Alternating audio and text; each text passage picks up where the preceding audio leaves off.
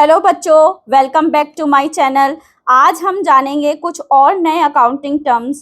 पहले से डिस्कस हो चुके अकाउंटिंग टर्म्स की वीडियोस नए व्यूअर्स मेरे डिस्क्रिप्शन पर दिए गए लिंक पर क्लिक करके देख सकते हैं। तो आइए जानते हैं कुछ नई अकाउंटिंग टर्म्स के बारे में। ठीक है, तो आइए बात करते हैं। अब जो ये अकाउंटिंग टर्म जो हम डिस्कस करने जा रहे हैं वो है वाउचर। वाउचर की जब हम बात करते हैं तो वाउचर क्या है? A voucher is a document which provides the authorisation to pay on the basis of which the business transaction are first of all recorded in the books of accounts. Books और accounts में सबसे पहले जो record किए जाते हैं किनके basis पे? वाउचर के बेसिस पे। अब हमने आपको बताया कि कोई भी ट्रांजैक्शन जब आप रिकॉर्ड कर रहे हो तो आपके पास जैसे 50,000 का सामान खरीदा, अब कोई भी कह देगा, एंट्री करने वाला जो अकाउंटेंट एंट्री कर रहा है तो वो ये देखेगा, ऐसी थोड़ा ना किसी पे भरोसा करके कर देगा कि हाँ ठीक है 50,000 का खरीद लिया, कहाँ है इसका प्रूफ, क्या है? तो जो प्रूफ क्या होता है वो डॉक्यूमेंट होता है, जिसको क्या बोलते हैं? हम वाउचर बोलते हैं। A voucher is a document which provides the authorization to pay and on the basis of, जो authorization करता है कि हाँ इसका पेमेंट करना है, and on the basis of which business transaction are first of all recorded in the books of accounts। सबसे पहले बुक्स ऑफ अकाउंट्स में जो ट्रांजेक्शन रिकॉर्ड करते हैं, ठीक है, जिसके बेसिस पे, उसी को क्या बोलते हैं? वाउचर। तो वाउचर क्या है? एक डॉक्यूमेंट है। अब इस डॉक्यूमेंट में क्या होता है? एक बिल होता है। अब जब भी आपने सामान खरीदा होगा नॉर्मली तो क्या होता है? बिल होता है, ठीक है। बिल जिसपे क्या लिखा होता है? डेट लिखी होती है जिससे आपने खरीदा है, उसका पूरा प्रिंट होता है, ठीक है, डेट है और कहाँ से खरीदा है, कितने में खरीदा है, कितना अगर डिस्काउंट है तो वो सब उस बिल पे मेंशन होता है ना। और उसमें ये भी होता है कि एडवांस में कितना दे दिया है या अभी कितना पे किया है, कितना नहीं पे किया है, सारी इंफॉर्मेशन होती है ना। तो उस इंफॉर्मेशन के बेसिस पे आप प्रूफ, एज अ प्रूफ आप उसी बेसिस पे क्या करते हो? ट्रांजैक्शन को सबसे पहले रिकॉर्ड करते हो, ठीक है। तो उसी को क्या बोलते हैं? वाउचर बोलते हैं, ठीक है। A separate voucher is prepared. A separate voucher is prepared for each transaction. Her transaction के लिए अलग वाउचर होता है, ठीक है। And it specifies the accounts to be debited or credited. और ये स्पेसिफाई करता है कि या तो अकाउंट को डेबिट करना है या क्रेडिट करना है। हर एक ट्रांजैक्शन के लिए अलग सेपरेट वाउचर बनाया जाता है, ठीक है। हर ट्रांजैक्शन का एक सेपरेट वाउचर होता है, उसके बेसिस पे हम जज करते हैं कि इस अकाउंट को क्या करना है? डेबिट करना है या क्रेडिट करना है। The form of the voucher varies from firm to firm. जो वाउचर का फॉर्म होता है वो एक फर्म से दूसरे फर्म से क्या हो सकता है? अलग हो सकता है, जरूरी नहीं है एक जैसा हो, ठीक है। हर फर्म का, अब जैसे आप ऐसे ही जान लो, जैसे नॉर्मली आप कहीं से सामान खरीदने जाते हो तो हर का बिल का अलग अलग होता है ना। मतलब किसी की इंक अलग होती है, किसी का पेपर बहुत अच्छा होता है, किसी का पेपर बहुत घटिया क्वालिटी का होता है, कोई कलरफुल पेपर यूज करता है। तो अब देख लीजिए इसी में कितना हुआ, वेरिएशन हुआ कि नहीं हुआ। तो एक फर्म से दूसरे फर्म में जो वाउचर का जो फॉर्मेट है वो क्या होता है? जो वाउचर का फॉर्म है वो क्या होगा? चेंज होगा, वेरी करेगा, ठीक है। Since vouchers are printed separately by different firms in their own names, क्योंकि अलग अलग नेम्स पे वो अलग अलग तरीके से प्रिंट कराते हैं, इसीलिए वाउचर के जो प्रिंट अलग होते हैं, इसीलिए वाउचर की जो फॉर्म होती है वो अलग अलग होती है, ठीक है।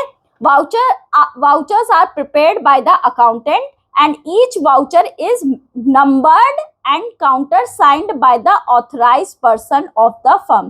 जो authorized person होता है फर्म का, वो क्या करता है, उसको साइन कर देता है, काउंटर साइन करता है, मतलब हाँ ये ट्रांजैक्शन, वो भी कह देता है कि हाँ ये ट्रांजैक्शन हुआ है, तब इसको अकाउंटेंट जो है क्या करता है, उसको ट्रांजैक्शन को रिकॉर्ड करता है। और ये वाउचर क्या करते हैं, नंबर किए जाते हैं, उनका सीरीज बनाई जाती है, हाँ ये वाउचर नंबर ये है, ठीक है, उसको काउंटर साइन कराया जाता है, किससे, authorise person of the firm के, जो फर्म का हेड होता है वो इसको क्या करता है, साइन करता है, ऑथराइज करता है कि हाँ ये चीज, ये ट्रांजैक्शन कंडक्ट हुआ है, ठीक है।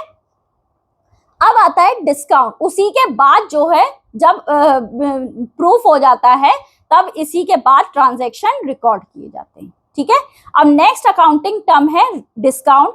डिस्काउंट की जब हम बात करते हैं, इट इज अ रिबेट और an allowance given by a seller to the buyer. जो कौन देता है, सेलर देता है, किसको देता है, बायर। एक तरीके की रिबेट, रिबेट का मतलब क्या होता है, रिबेट का मतलब क्या होता है, रिबेट का मतलब होता है छूट देना, ठीक है, छूट मतलब, या अलाउंस, ठीक है, अलाउंस या फिर छूट, जो किसने दी है, सेलर ने दी है बायर को, ठीक है।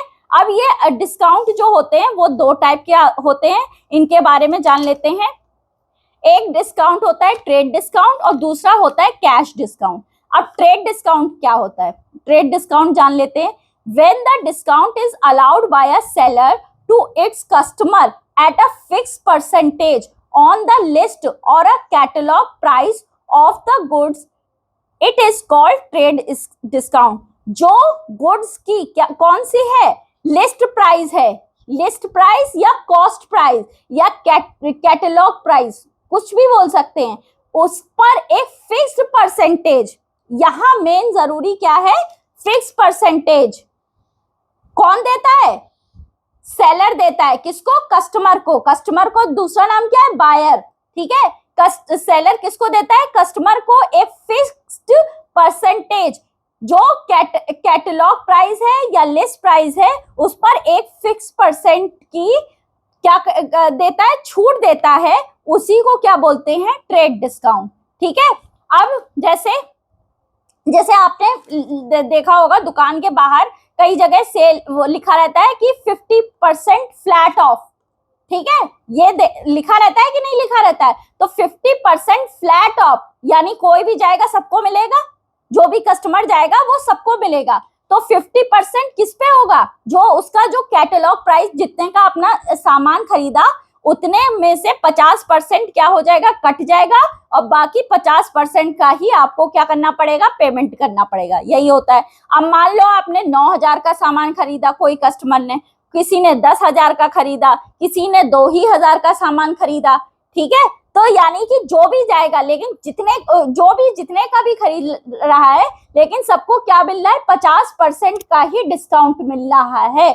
तो इस डिस्काउंट को क्या बोलेंगे, ट्रेड डिस्काउंट, जो कि सबको दिया जाता है, ये मेन जरूरी है, सबको दिया जाता है, जो सब लोग जाते हैं, ठीक है। तो इसका एग्जाम्पल ऐसे लिख लीजिए शॉर्ट में, 50% फ्लैट ऑफ, ठीक है,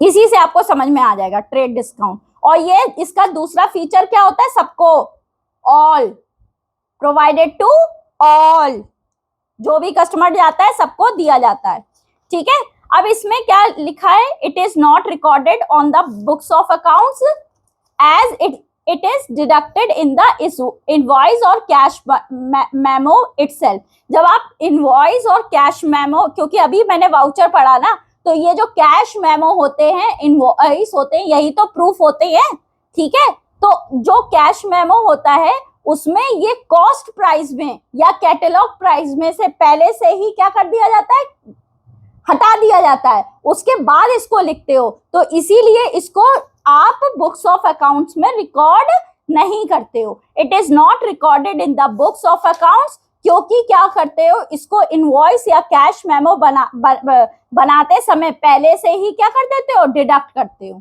ठीक है, from the gross value of goods. Gross value मतलब उसकी कैटलॉग प्राइस, लिस्ट प्राइस, इससे क्या कर देते हो, आप डिडक्ट कर देते हो। अब आता है नेक्स्ट, आता है कैश डिस्काउंट। कैश डिस्काउंट की बात करते हैं, when discount is allowed to the customers for making prompt payment. Prompt payment, prompt payment, तुरंत पेमेंट कर दे वो, ठीक है, it is called cash discount. अब देखो क्या हुआ कि अब आए एक माश है, ठीक है, उन्होंने समझ लो 2000 की एक किताब खरीदी, ठीक है, अब होता नहीं है, हम लोग जाते हैं, ठीक है, 2000 की एक, सब मान लो बुक का एग्जाम्पल छोड़ देते हैं, कुर्ती है, ठीक है, लड़कियों की तो आदत होती है ना, कि अच्छी कुर्ती देखी नहीं, विंडो शॉपिंग करती हैं, है ना, कि हाँ चलो ये ले लेते हैं, लेकिन अपना सबसे पहले क्या देखती है, वो पॉकेट देखती हैं कि हाँ हमारी जेब में पैसे हैं उतने की मिल जाए, लेकिन ये भी रहता है कि हाँ हम ये चीज खरीद लें, ठीक है। अब 2000 की एक कुर्ती उनको पसंद आ गई, ठीक है, अब उन्होंने कहा कि ये भैया कुर्ती कितने की है, उन्होंने कहा 2000 की, अरे 2000 बहुत ज्यादा है, थोड़ा कम करो, ठीक है, मोल भाव करने लगे यहाँ पे, ठीक है। अब क्या तो कितने पे आओगे, उन्होंने कहा कि अच्छा ठीक है 1800 की कर दो, ठीक है, 1800 में दे दो। तो दुकानदार कहेगा ठीक है 1800 नहीं, कम है, नहीं देंगे, बहुत नानुकुर होती रहती है, फिर भी जो है वो रेडी हो जाते हैं, ठीक है 1800 रुपए में बिक रही है, तो वो जो कहते हैं ना ठीक है 1800 रुपए में बिक गई, यानी 200 रुपए का क्या दे दिया उन्होंने, कैश डिस्काउंट, यानी वो तुरंत पेमेंट कर रही हैं। अब ये नहीं होगा कि वो 2000, अगर वो ये कहें कि 2000 की कुर्ती अभी दे दो, हम 1800 रुपए बाद में देंगे, वो कह देंगे जाओ यहाँ से, हम नहीं दे रहे, ठीक है। यानी कि जब आप प्रॉम्प्ट पेमेंट, तुरंत पेमेंट करते हो, तो वो भी सोचता है हाँ चलो एक कुर्ती है, ये भी मेरा सामान निकल जा रहा है, देखो सेलर को भी सामान बेचना होता है, बायर को भी खरीदना होता है, ये होती है, ठीक है। हम हर तरीके के बिजनेस होते हैं, हर तरीके के बिजनेसमैन होते हैं, ठीक है, तो हम किसी पे वो नहीं कर सकते कि हाँ, तो अब जो होगा जिसकी जैसी वो रहती है, तो वो उस हिसाब से वो क्या करता है, सामान खरीदता है, ठीक है। तो 2000 की कुर्ती उसको पसंद आई, लेकिन उसके पास 1800 ही रुपए थे, ठीक है, बचे हुए, पूरी शॉपिंग कर ली, अब 1800 रुपए बचे, अब सोचा यार ये जो है ये भी कुर्ती अच्छी लग गई है, क्या करे, ले ले, ठीक है। तो उसने बहुत जो है बहस करी, और कम करिए और कम करिए, तो 1800 रुपए में उसने बेच दी। तो जो 200 रुपए का उसने क्या किया, तुरंत डिस्काउंट दिया, लेकिन वो क्या कर रही है, तुरंत पेमेंट भी कर रही है, नहीं कि उधार पे देगी, तो उधार वो कहेगा दे दो, हमें नहीं देना, ठीक है।